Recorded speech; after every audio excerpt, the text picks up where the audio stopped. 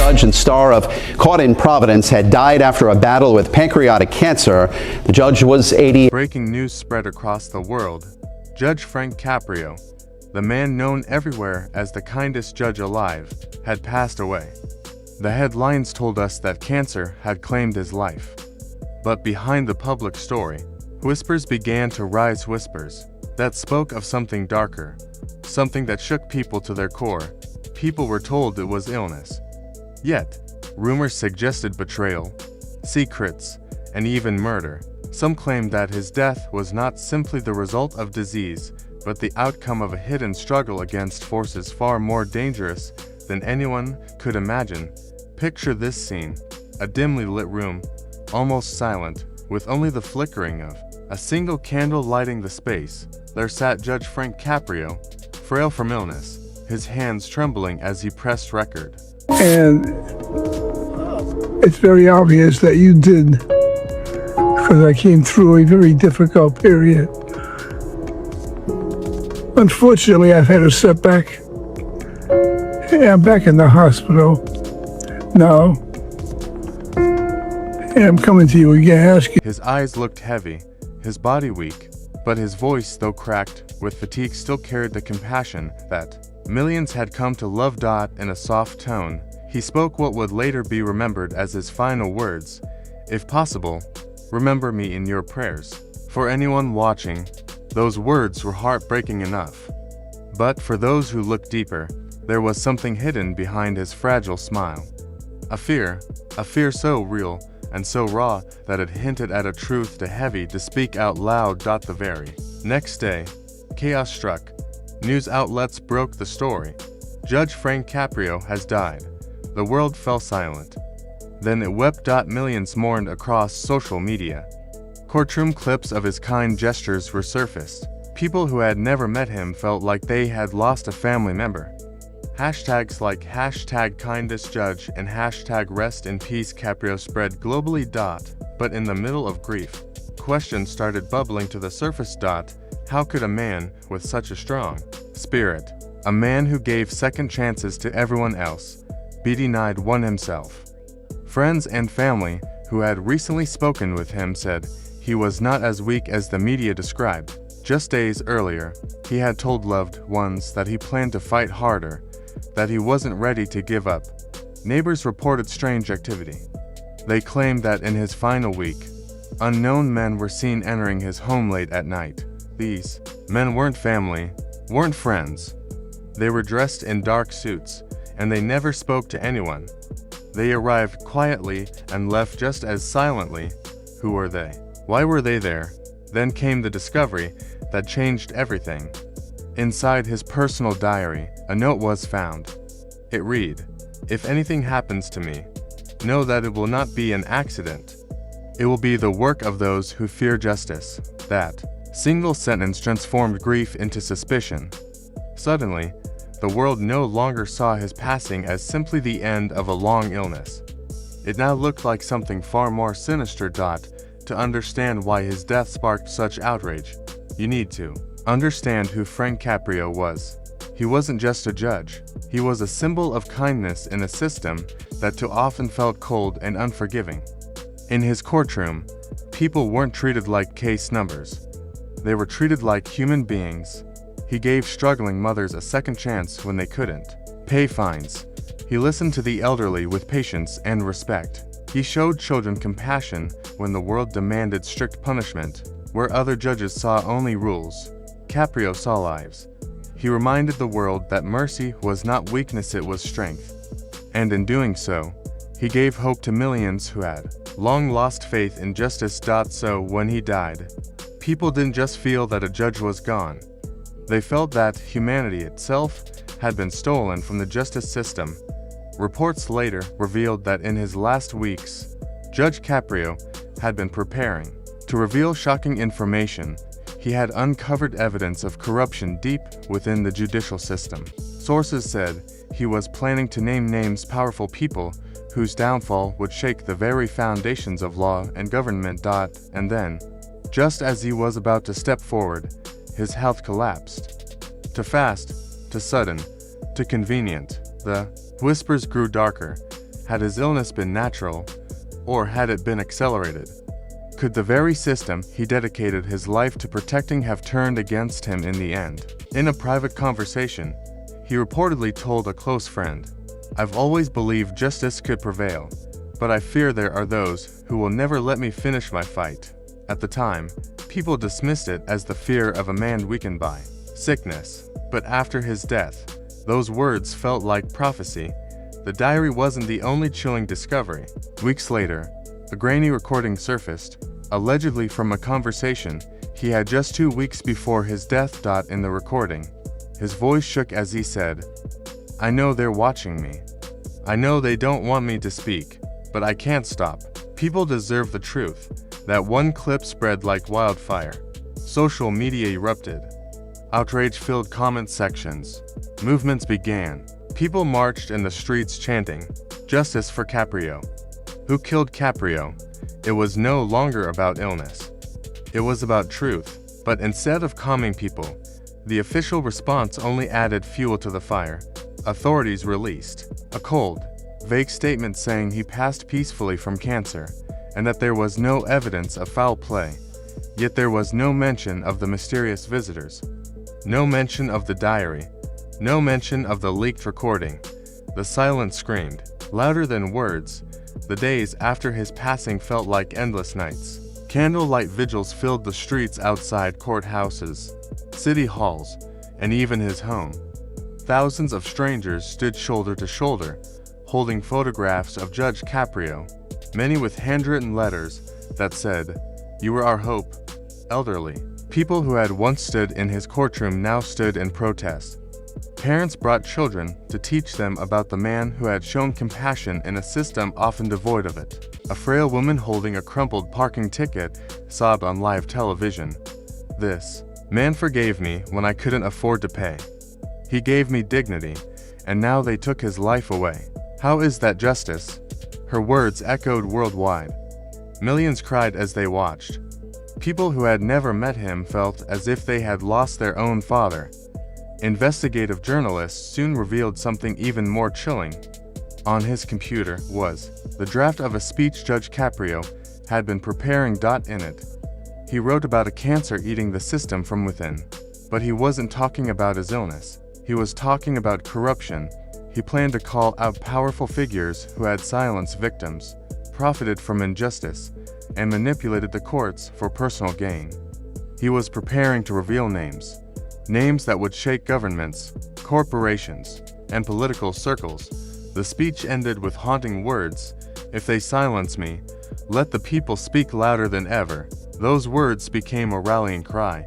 What started as mourning turned into a movement. Protests spread beyond the United States. From London to Paris, from Manila to Karachi, people marched with candles and signs that read, "Caprio lives on." It was no longer just about one man. It was about what he represented: fairness, kindness, and the belief that justice should serve people, not power. But as the movement grew, so did resistance. Media outlets that had once praised him suddenly went quiet. Reports questioning his death were pulled down. Journalists who dug too deep claimed they were pressured to stop. Every new piece of evidence seemed to vanish almost as soon as it appeared. The world began asking, who had the power to silence not only a man, but also the truth? Some believed pharmaceutical companies were tied to his accelerated illness. Others suspected political figures inside the justice system had conspired to stop him before his speech. A few even claimed intelligence agencies were involved. But despite all the theories, one thing became clear. Millions of people no longer trusted the official story. At one memorial, a young boy stood on stage holding a photo of Judge Caprio. Through tears, he said, "He gave my dad a second chance when nobody else would." But they didn't give him one. The crowd broke into sobs. The boy's words captured what everyone felt, that the man who gave mercy to countless strangers was himself denied mercy in the end. Judge Frank Caprio's death left behind more than grief.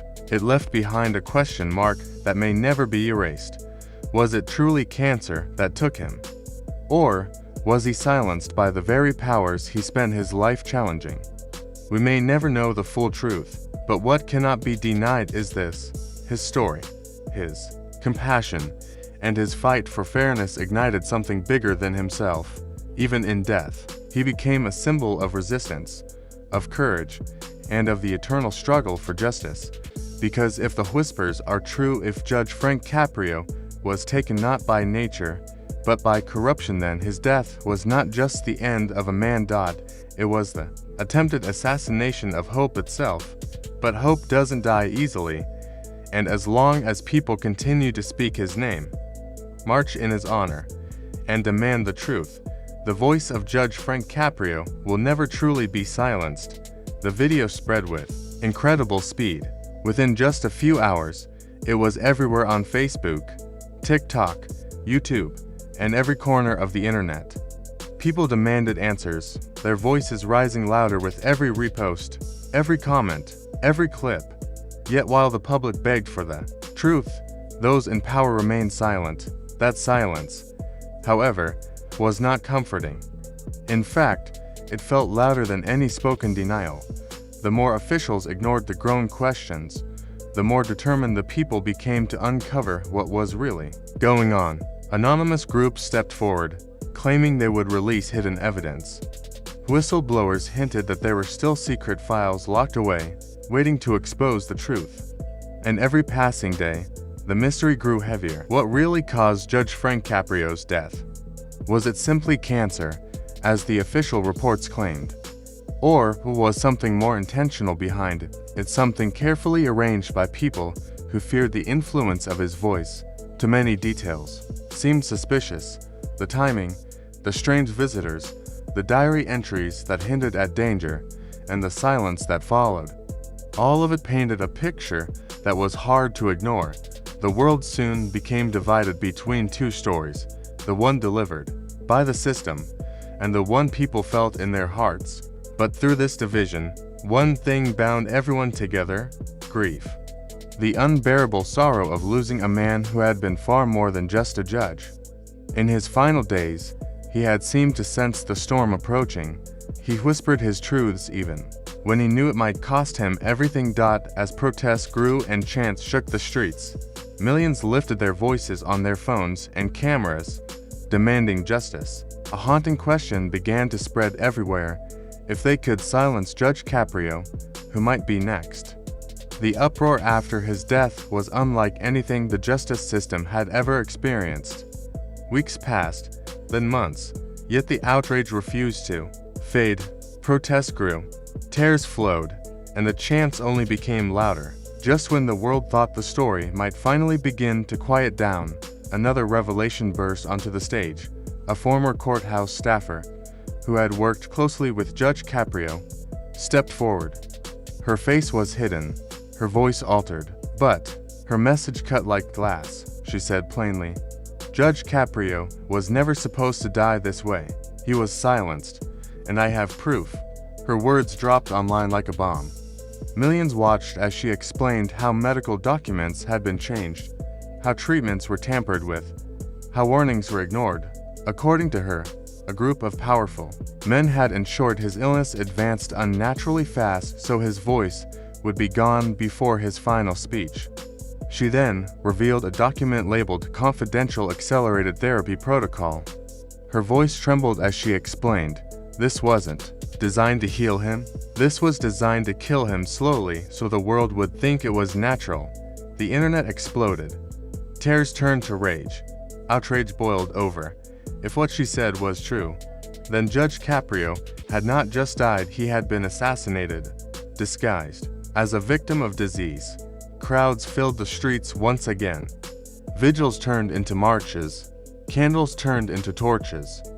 And in the middle of this storm, another piece of evidence emerged. Judge Caprio's son, heartbroken and trembling, stood before cameras for the first time. With shaking hands and wet eyes, he revealed a sealed letter his father had written weeks before his death. Through tears, he read his father's words aloud. "If you are reading this, it means my fears were true. They will call it cancer, but I believe otherwise. They will try to bury the truth, but I trust the people will uncover it. If justice dies with me, let my death inspire you to fight harder. Never stop. Never be silent. The crowd broke down as they listened. Grown men fell to their knees. Women cried out his name. Social media flooded with clips of his son's broken voice repeating the words, "Never stop. Never be silent." Then came the unthinkable. Thousands gathered outside the Supreme Court carrying signs that read, "Caprio was killed and justice for Frank." Police tried to push them back, but the people refused to leave. They camped outside, demanding answers, accountability, and the names of those who had silenced the beloved judge.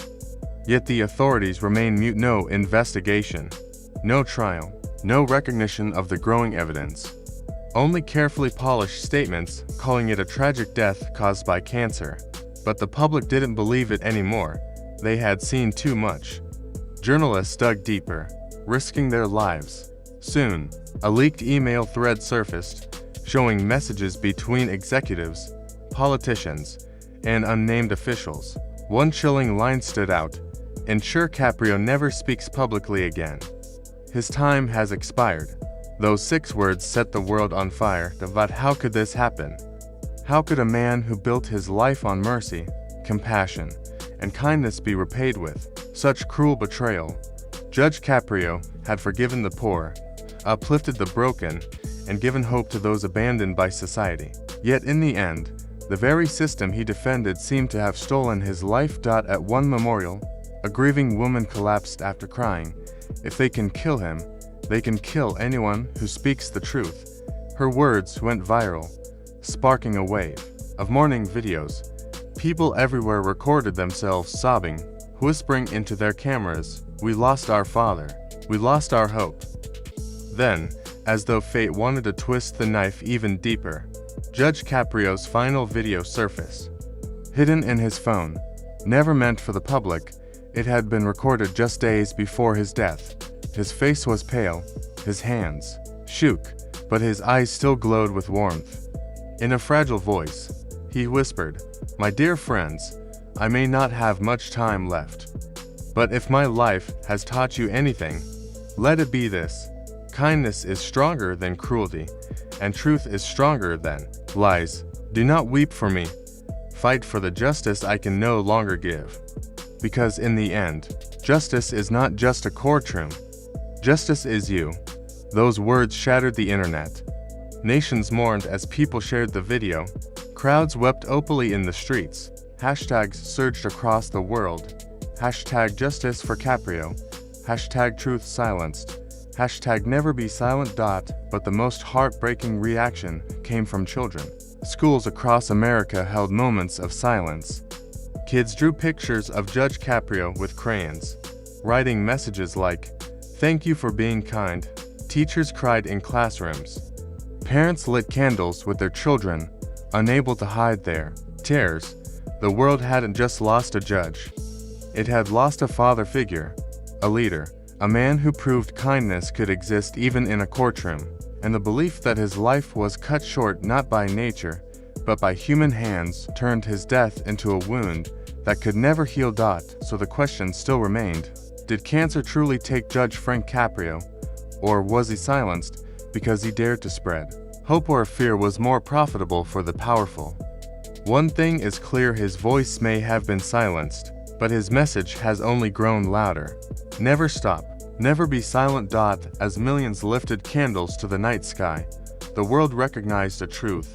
Judge Caprio's body may rest in the ground, but his fight is far from over. This is not just another online story. This is not just a headline. This is the collapse of trust, the silencing of truth, the murder of kindness itself. Judge Frank Caprio was more than a man. He was a light. And that light has been stolen. But the real tragedy is not only that he is gone, it is that the system he spent his life challenging may have had a hand in his death. They believed silencing him would silence all of us. They thought burying him would bury the truth. But they were wrong, because tonight, as you read these words, you are proof that Judge Caprio's voice lives on. Every comment, every share, Every tear, these are the echoes of his message carried forward. The question now is this: will we let his memory fade into silence, or will we keep his plea alive? Never stop, never be silent. Those were his final words, his final request, and now it rests with us to honor them. If you believe his death was not in vain, if you believe justice still matters, then share his story, speak his name. Let the world know that while they may have taken the man, they will never erase his truth. This is not the end, it is the beginning of something greater. Together, we will carry Judge Frank Caprio's fight forward. His compassion, his courage, his message, they will never die.